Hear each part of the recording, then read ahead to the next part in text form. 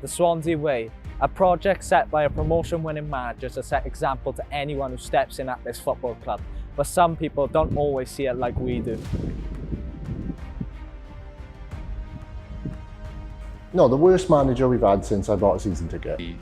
Signs that it could work, but maybe it just was one of those that didn't quite add up when it came. Always set the most simple expectations: connection, passion, and a clear Swansea identity, which we've become familiar with throughout the last few years. Big things as a manager, so I don't know, but maybe, just maybe, the league, the cup title with Swansea was the biggest one. Also because it was the first one, like it was the first Champions League here with Barcelona. When you win the first trophy of a club, it's a club or whatever, country, whatever, it's huge. But let's see what the fans think. How has their thinking changed from the start of the season to the end? A successful project to a quite questionable one, back to a successful one. But let's look at the true Swansea way.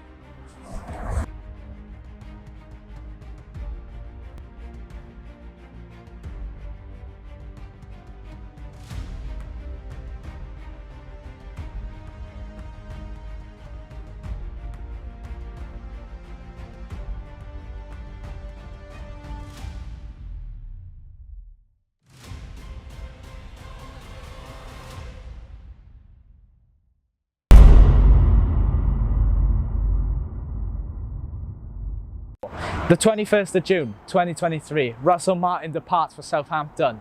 A chance for fans to think, who the hell are we going to turn to? Who knows the true Swansea way? Who will bring that style of football to the club? Only time would have told that story. So my name is Luke. Obviously, I'm from Swanscast, as Mali's just said. We're basically just a podcast and a group of fans that like to chat about Swansea City online. Yeah, so obviously he came in from Barnsley after having a very successful time there last season. He was successful before that at Chesterfield.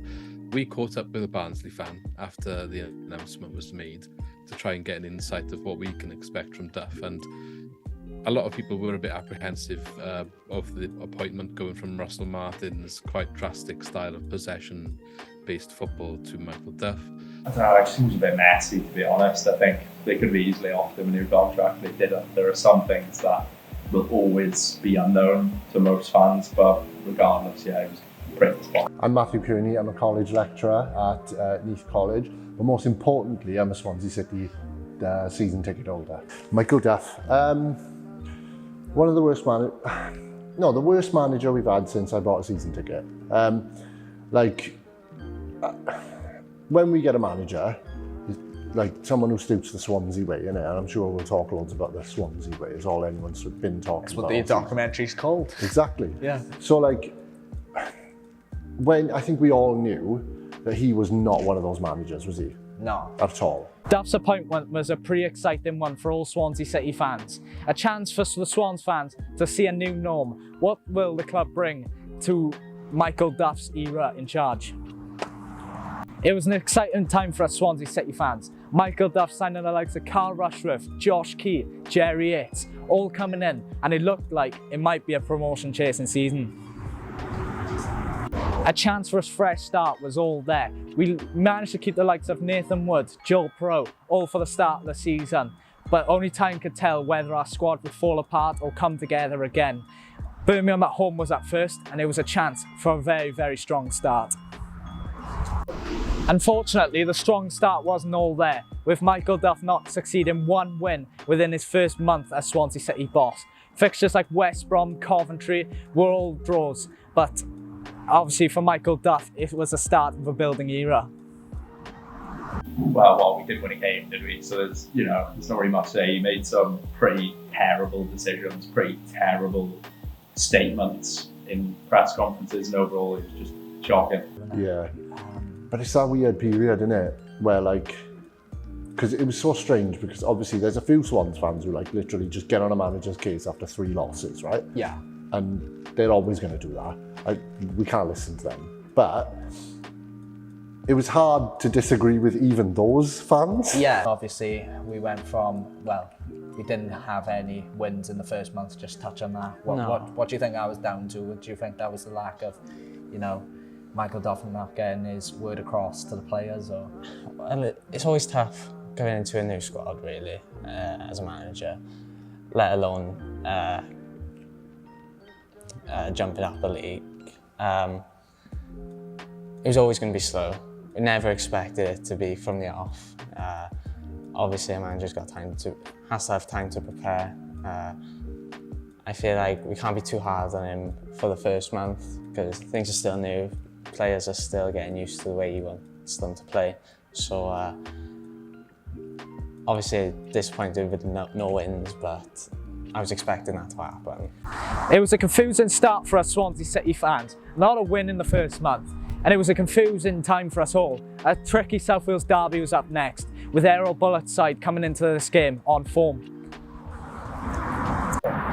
It was an all-important fixture. It was the time for the South Wales derby, a chance for the Swans to make it 5 in a row against the Bluebirds. But sadly, it was Cardiff's day. It was a 2-0 loss to the Bluebirds when Errol Bullett's side came on and thrashed us in the second half. The expectations were there, but what was Duff thinking playing Pedersen? You noticed what he said about the South Wales derby? Yeah, I did, but I can't remember it. Go on, remind me. He was like basically like playing it down, saying it didn't really matter. Oh yeah, I remember that. Yeah, he would rather get promoted than beat Cardiff twice. It was a bit off, but Especially when like every Swans and Cardiff people know how much that game especially means to the fans. Like I know, yeah, exactly, and we all just kind of thought, what's this guy on? And yeah, I see that. I read it on Twitter as well, and people were just, no, I wasn't on his case, like, but we just needed to win the second game, really, didn't we? Yeah, we did need to win the second game. I wasn't on his case as much, but I know a lot of my mates were.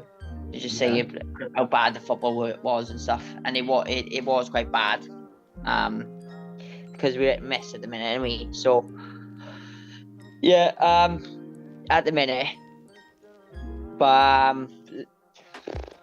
well, it wasn't a case for me, for instance, that I wasn't thinking anything like that, but at the time it was a bit crap. And then when we lose the first game, and you especially last year when we did the double, yeah, and then we were like, come on, we got to go in. And then that happened. It wasn't good, was it? I think everybody knows how bad they were. They were shocking. I don't think any Swansea manager ever could get away with discounting that derby, especially him after what he he hadn't won in 5 games at that point. For us to say he was sick, God, any better than us on the day, like he was without a doubt, we were pretty awful. But at the same time, the squad selection was shocking from that. You know, everything, the discounting, as we talked about, everything was down. And I think with a different manager in charge, we would have been probably level with them, maybe have beaten them at a push. Duff's concerns were soon lowered as we got our first 3 points of the season against Sheffield Wednesday. Jamal Lowe, Jerry Yates and Charlie Patino giving us our first 3 points of the season after a 1-1 draw at Loftus Road to QPR. After the Wednesday result, it was a day out of the den, a truly memorable win at home and a really good day out on the south coast. It was all them 3 unbeaten as Michael Duff really relieved the pressure at what he was trying to do at Swansea City. It's a lot of the concern that maybe it wasn't necessarily the worst direction to go in, and what we thought we were going to get was a sort of an adaptation of the Russell Martin style, where we weren't as much going to control the ball and the possession. It wasn't going to be such a priority, but where you'd lose out in some of those aspects, you'd be focusing on a direct approach, a little bit of a faster attacking style, and a lot of high, heavy pressing from the team. And we did see sometimes bits of those things come out on the pitch, but ultimately we didn't see them enough, and we didn't really see them all together for 90 minutes. I don't think really ever. I think the closest we really got to a complete performance of what we were expecting from Michael Duff was Norwich at home. And to be fair, they did play very well in that game, but they just didn't seem to be able to do that week in, week out, even in the 4-game winning streak where he got us maybe thinking the tide was turning a bit. You know, Plymouth away, another standout game. The first half wasn't all there, but we came out the second half and kind of turned up. It's just something that happens within football, I suppose. It's sort of psychological that you've gone without a win in 7 games. You sort of need to win. I think that sort of upped the ante a bit, got into the player's head, maybe turned up to training on time, which he didn't do all season. Yeah. So, I think he sort of changed the regime for a few weeks just to try keep himself in a job, and it did work. It was Norwich, Plymouth, Sheffield Wednesday. Do you know, I started to get a proper buzz around that time, around that time. I genuinely was like, when you go on a run, you do, don't you? And I was there for Millwall away, I was there for Plymouth, and they were genuinely like, all right, Millwall's it's a hard away day, a hard away day to enjoy, because they just... It's intimidating. But they just blast music into the, the open area where everyone was standing. The weather was good, but the music was too loud. We couldn't even talk. And I get it, they're trying to create an atmosphere. We won, and that's all I care about. Plymouth, on the other hand, oh my God. Plymouth was a game where I really thought that's how season turned round. Genuine. The manner of the goals that we scored, all right, we struggled to get off the mark, but that nice little tip over, who finished it? Jerry, wasn't it? Yeah. He was right there for it. Do you know what I mean? He's a finisher, it was Cullen, wasn't it, who absolutely scraped the ball back in. I think Pato's lifted it in, Cullen's had the head over, and defenders tried to bring down Yates, but he's tapped it in. Unreal. Yeah. And then to go on and score 2 class goals, loved it. After that unbeaten run, unfortunately, it came to an end as Leicester came to town and absolutely whooped us 3-1. Although the convincing performance was there, the Watford performance few days after should have been better. Michael Duff was immediately sacked after the draw against Huddersfield Town. 3 wins in 10 weren't good enough for the Swans, with no identity shown in the style of football that Michael Duff was producing. The win at Blackburn being our only win in 10 games. But who is the man to come in after Alan Sheehan, who can physically produce the new Swansea way? The signs that it could work, but maybe it just was one of those that didn't quite add up when it came. Yeah. Do you know what? I think it's actually not an easy question to answer. I think the easy answer is yes, he deserved it, right? But there's two big elements to why that is the case, and I think the overriding right decision, and that is his fan engagement and the performance against Cardiff. And those 2 factors, I think, they seem to have gone so high in the importance levels of the fans' opinions of him. He never really made that connection with the fans, the whole thing about where he was living, Cheltenham, travelling back and forth, stuff like that. I know you'll... Absolutely. Yeah. I don't think there's any doubt about that. Michael Duff was terrible.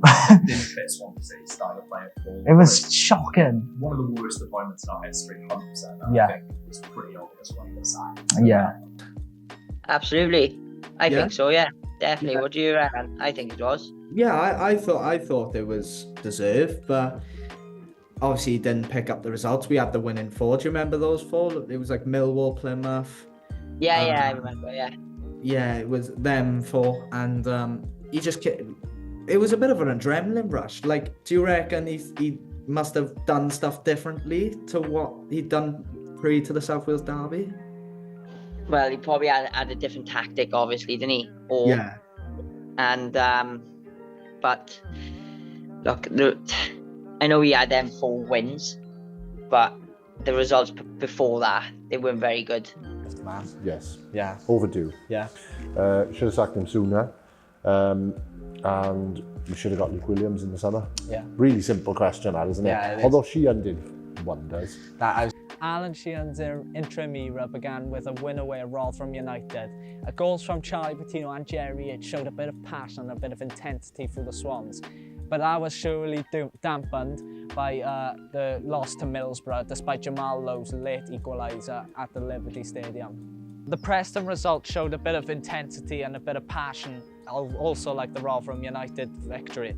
But under the Irish interim, we were set to meet a familiar face who, among the fan base, was a very, very big favourite, a man who knew the Swansea way inside and out.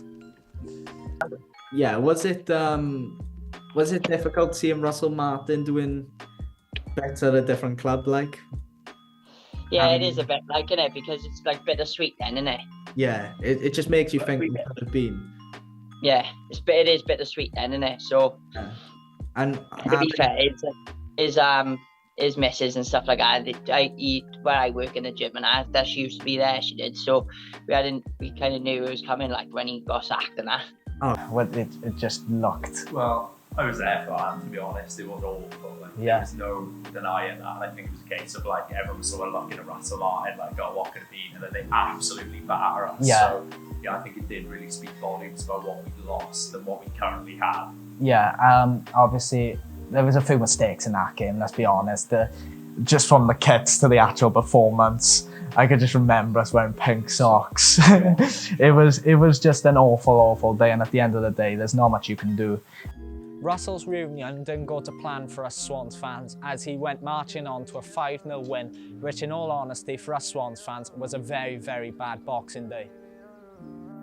Talk to me about Alan Sheehan's era in charge. I could talk about Alan Sheehan's era all day. I was actually thinking about it in the car, thinking about what questions in my hands. Unbelievable, beautiful. Because he sort of like, even though we didn't play nice football at all, it wasn't that exciting. It was just nice to have a bloke who looked like he gave a fuck. Yeah. Even though we knew he wasn't going to be the manager. Yeah. That Rotherham game after it was terrible, but after it, we won the game, he did the fist bumps. His fist bumps were just electric. He sort of injected the atmosphere that was missing under that. Alan Sheehan was, quite frankly, the man who lifted a few fan spirits. Obviously, there were games in there like Southampton, which they completely outclassed us. But there are also games like Coventry and West Brom and Preston, which showed what team we can actually be. But I was just going to ask you about that. Talk to me about the Sheehan era. Do you know what? Like, we were all biting our tongues. We were all like trying not to diss him and trying not to overpraise him.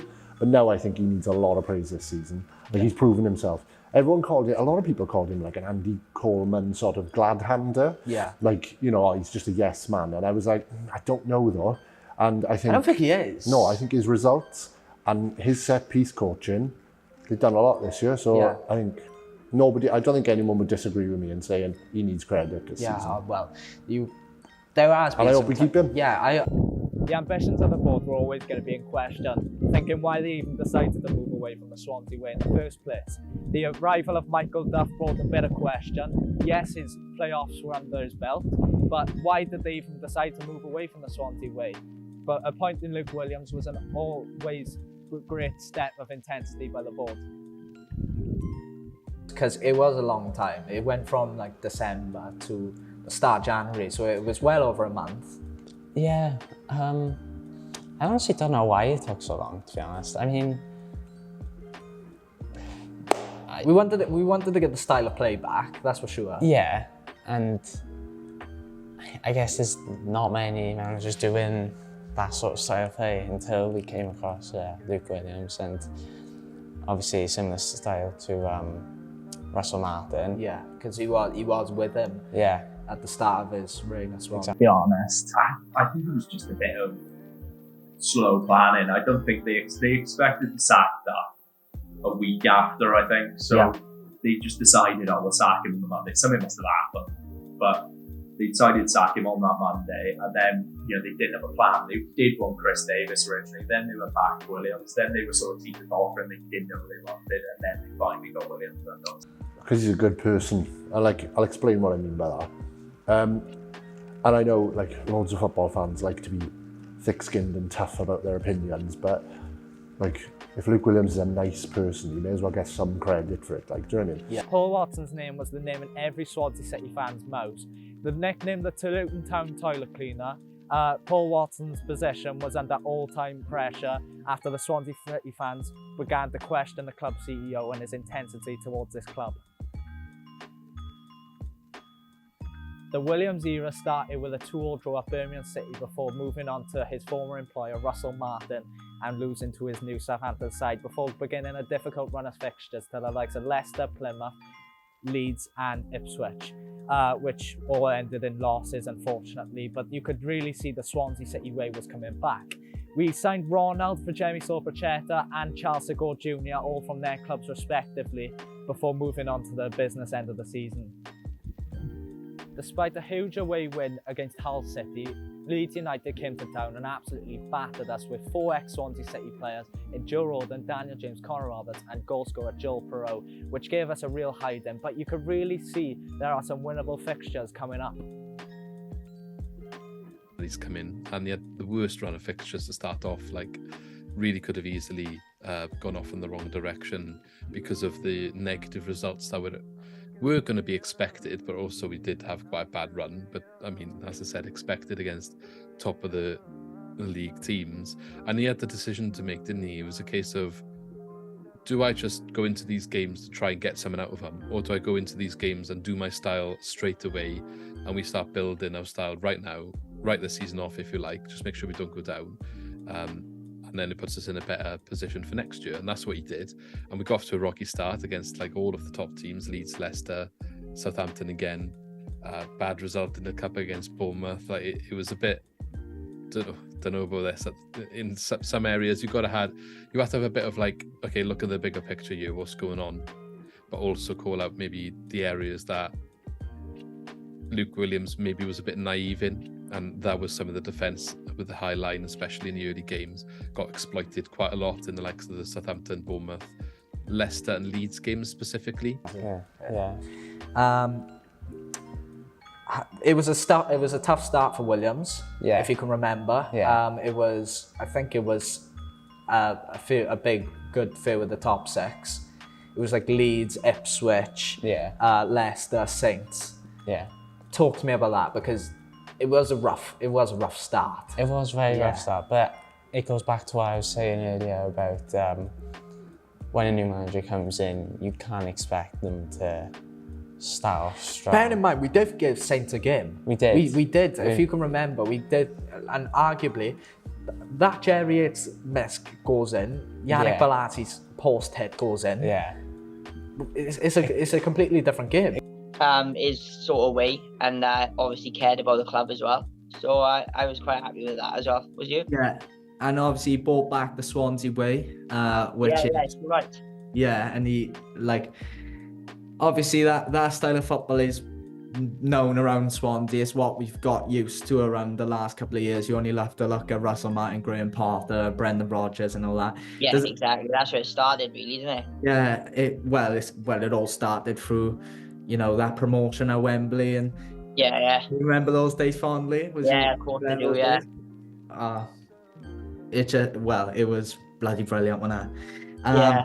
Obviously he had a difficult few games to start with. You only have to look at Leeds, Ipswich, Leicester, Southampton again at home. Yeah, but let's be honest, like Leicester, Leeds, look at the teams you just railed off there. Yeah. And Leicester's getting promoted. Leeds are up there as well. Ipswich are up there. So there are like the top 6 or 7 teams, isn't they? Yeah. Really. A crucial run-in for Luke Williams and Swansea City looked certain, as the likes of Watford and Blackburn Rovers were both still to come. A really good chance for Luke Williams to prove himself as Swansea City manager, with some fans really questioning his worth and what he can bring to the club.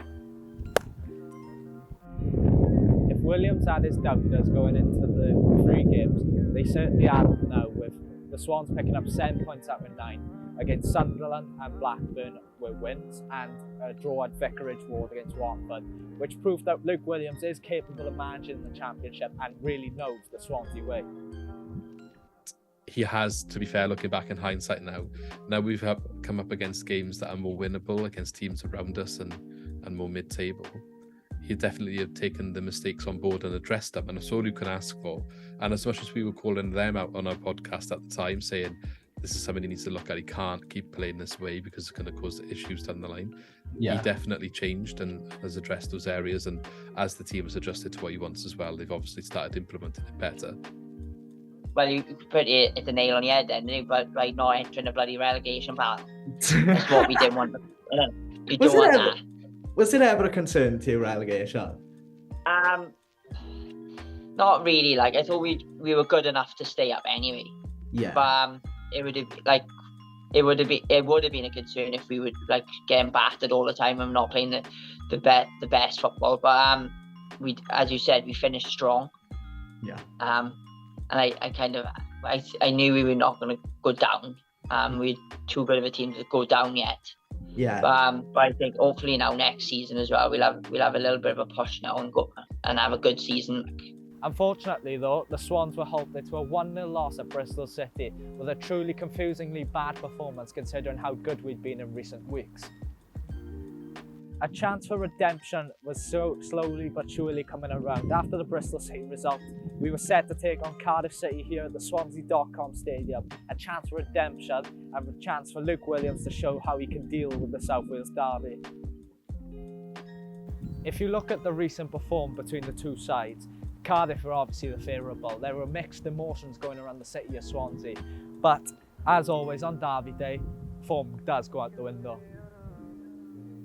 And the form going out the window did prove otherwise, as Swansea did beat Cardiff 2-0 thanks to goals from Liam Cullen and Jamal Lowe, which brought South Wales together again and once again truly proved that it is black and white.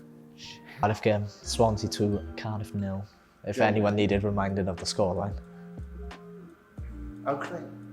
Best way to sum it up, it made up for everything that's happened this season. Yeah, it did. Like, I did not think we were going to win it, I'll be honest. You didn't, did you? No. Like, we were going in going, a draw, and I'll be happy. Yeah. For everyone, especially. No.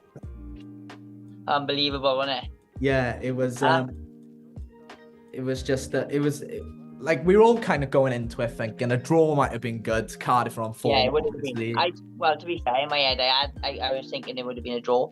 Yeah. But oh yeah, we won. After a victorious South Wales derby win, we took on Sheffield Wednesday and QPR, who were both in relegation fights. We only picked up a point in those two games thanks to a Jamal Lowe equaliser at Hillsborough, but unfortunately a home loss to QPR, which proved costly in our chances for survival. After a difficult result up in Middlesbrough, we then went 4 games unbeaten against Stoke, Rotherham, Huddersfield and Norwich, only picking up a draw against Norwich though as they threatened to get into the playoffs, which is really a good positive to end the season on under Luke Williams and what's to come next season. Basically. If I'd give a rating out of 10, it'd probably be a 4. 4. If I go in halves, the Michael Duff era could be a 1 out of 10, pretty obvious. I can give it a 0 if I could, but I won't. And then the Williams era, I'd sort of give it a 7. It's transitional. Yeah. Does that make sense? Could be better. Could be better. I think we're all in agreement with you, mate, because obviously you expect us to do a bit better. Let's be honest. You're expecting us to be at least top half, but that's what I was going to say. But to let them finish above us, it was just a bit. It's just a bit painful, isn't it? Yeah, it is a little bit. Just a bit. If I could describe it in 1 year, I would say, in one word, I would say busy. It's been a very busy year. Because we're not used to sacking the manager in the middle of a season. No, we're used to letting them flow in to start to end. And if we want to make a change, we'll do it at the end of the season. We'll give the new manager pre-season. But this one is kind of different, isn't it? Yeah, it's the most different out of them all that I've seen. There we are, another season finished.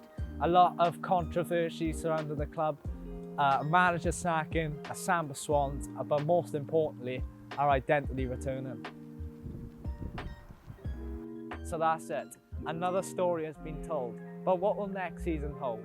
Who will stay? Who will go? Who will go up? Who will go down? Progression or regression? Another story is about to be told.